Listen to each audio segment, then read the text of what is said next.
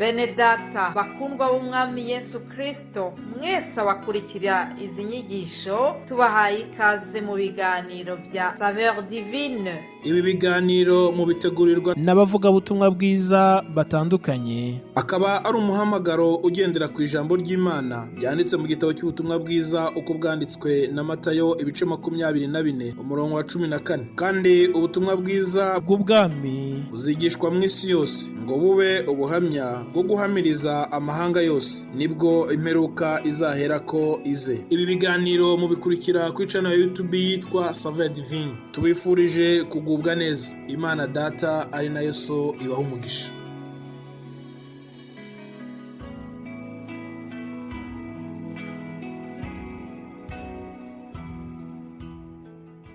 Yesu ashimwe nshuti z'umusaraba bakundwa mwese abakurikira ibi biganiro bya Saveur Divine.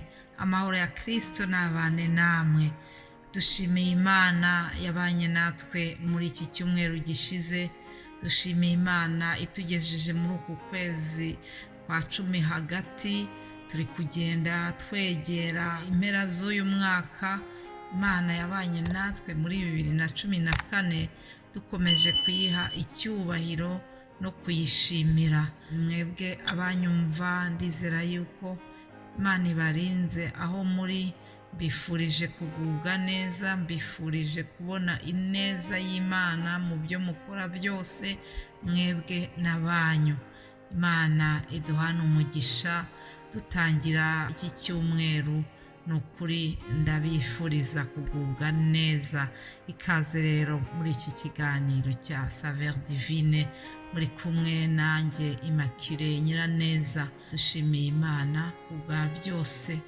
Reka tubanze dusenge. Data mwiza wo mu ijuru, mu izina rya Yesu Kristo, nje imbere yawe hamwe n'ubwoko bwawe, abanyumva bose tuje imbere yawe tugushimira.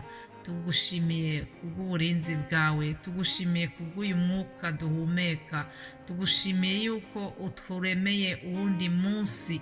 Ndasenze mu izina rya Yesu kugira ngo isezerano ryawe risohore rivuga ngo uyu ni umunsi mwiza waturemeye ngo kandi turawunezererwamo. Ndatura umunezero kuri buri wese winjiye muri uyu munsi.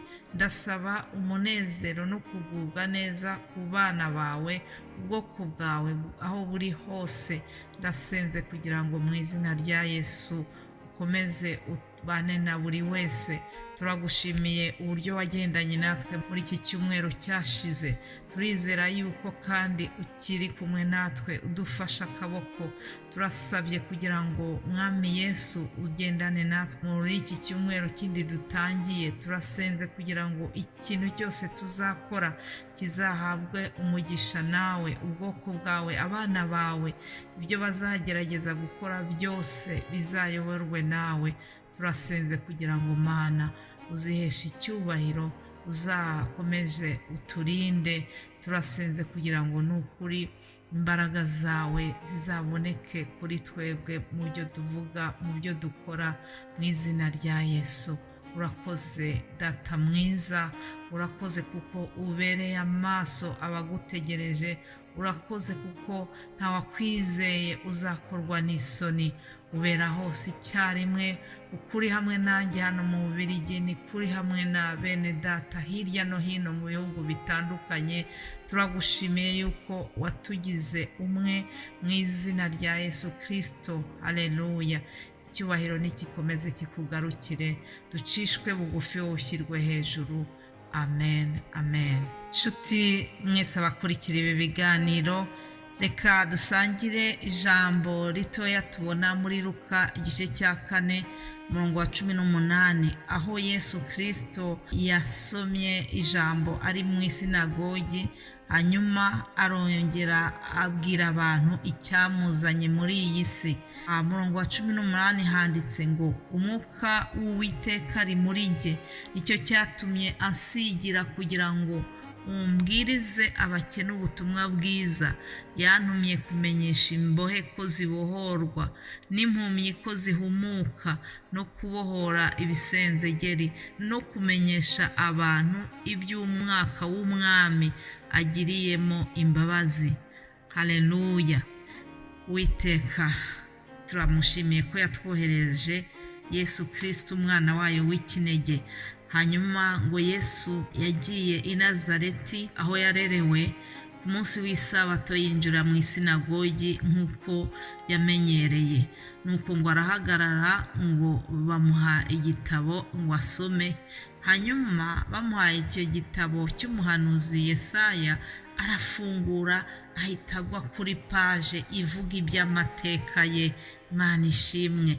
Nuko rero Yesu arongera abwira abantu ati umwuka w'Uwiteka ari muri jye, nicyo cyatumye ansigira kugira ngo mbwirize abakene ubutumwa bwiza. Muri iki gitondo umwuka w'Uwiteka ari muri jye kugira ngo aze akwibutse iby'uko Yesu Kristo ari mwiza, iby'uko yazanywe no kugira ngo abakene abakenure, haba abakene bo mu mutima, haba abakene mu buryo bw'imibereho ya buri munsi. Yesu ni mwiza. Yesu yiteguye kuguha ibyo ukeneye no kugukemurira ibibazo. Mu izina rya Yesu byose birashoboka. Sinzi uko abigenza, sinzi n'uko abikora, ariko icyo nzi neza ni uko iyo ategetse ibintu ngo biratungana. Haleluya. Yesu yazanywe no kumenyesha imbohe ko zibohowe. Yesu niwe ubohora abantu. Hari abantu baboshywe n'ibintu binyuranye, hari ababoshywe n'inzoga, hari ababoshywe n'itabi, hari ababoshywe n'ubusambanyi, hari ababoshywe n'ibintu binyuranye, ariko abo ngabo bose Yesu yiteguye kubabohora. Iyo umwemereye ukamuha umutima wawe, arakubohora akakuruhura. Imana ishimwe ku bwa Yesu Kristo waje kugira ngo abohore abantu baboshywe n'ibintu binyuranye, kandi yazanywe no kugira ngo impumyi zihumuke. Yahumuye impumyi mu gihe cye, n'uyu munsi kandi aracyakora, n'uyu munsi aracyahumura, n'uyu munsi aracyakiza indwara, n'uyu munsi aracyakora. Haleluya. Yesu uko yari kera n'uyu munsi niko ari, ntabwo ahinduka, ntabwo yigeze ahinduka. Haleluya. Umurongo wa 19 bakatubwira yuko yazanywe no kumenyesha abantu iby'umwaka umwami Imana yagiriyemo imbabazi. Imbabazi z'umwami wacu, imbabazi z'Uwiteka zihoraho iteka. Turashimira Uwiteka kuko yatugiriye imbabazi. Imbabazi ze nizo zituma tudashiraho. Imbabazi ze nizo zatumye adukura mu byaha byari bituboshye.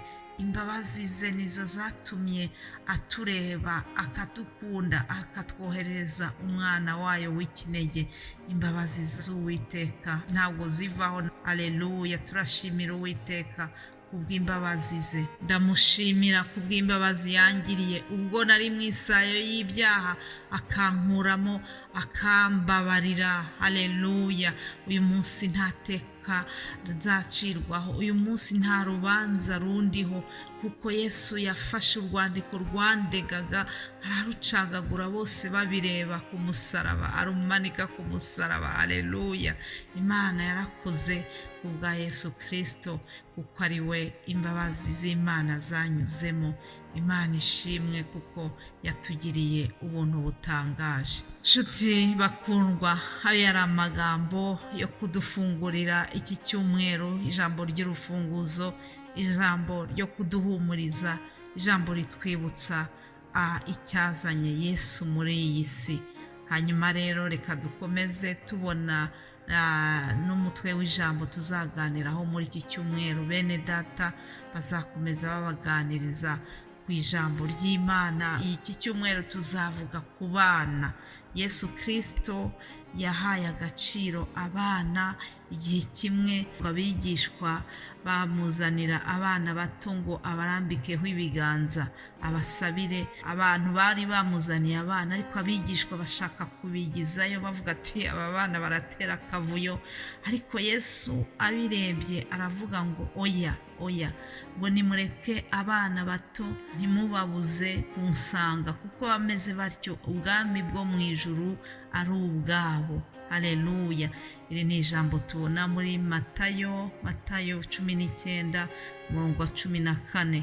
Yesu arababwira ati mureke abana bato, ntimubabuze kunsanga, kuko bameze batyo ubwami bwo mu ijuru ari ubwabo. Abana ni umugisha Imana itanga, abana ni umwandu w'Uwiteka, abana ni umugisha ukomeye. Abana tuzareba icyo Bibiliya ibavugaho. Hari abana Yesu yagiye akorera ibikomeye.